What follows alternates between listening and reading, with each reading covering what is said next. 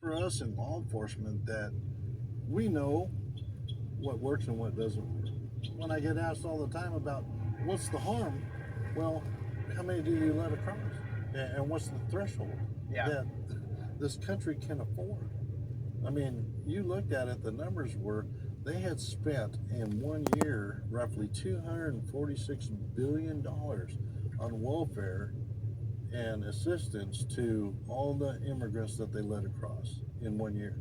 Now, when you put it on a local perspective for Yuma, so Border Patrol had to put up tents to be able to house them. Okay. Those tents had to contain not only a place for them to sleep, but it also had to have a laundry facility. It also had to have a cafeteria so they could cook the food for everybody.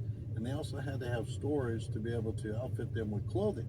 So Border Patrol was spending tax dollars buying anything from baby food and diapers on up to clothing for adults for them to wear. Now, when they looked at the contract price, just here in Yuma, we were one of 7 locations along the border that Border Patrol had to have these tent facilities, right? Those tents, each tent was $500,000 a day, taxpayer funded for that tent. Wait, how is it $10.5 million a day? Because it's through a contractor. And that contractor has to provide the employees to be able to maintain that tent and the facilities within it, as well as all the other intricacies. How many people under a tent? You'd have to ask Hector on that. Okay.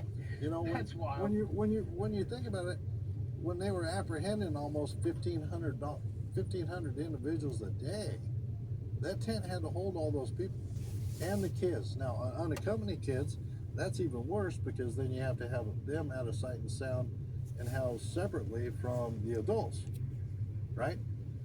So $500,000 a day per tent. They had, I believe, 5 tents here in Yuma sector. So, and because the electrical grid at Border Patrol could not handle the power that was needed to run those, they had to run that facility on generators, which was over $100,000 a week in diesel fuel. So it doesn't end. So when you look at all these numbers, we don't spend that kind of money for our veterans, and why not?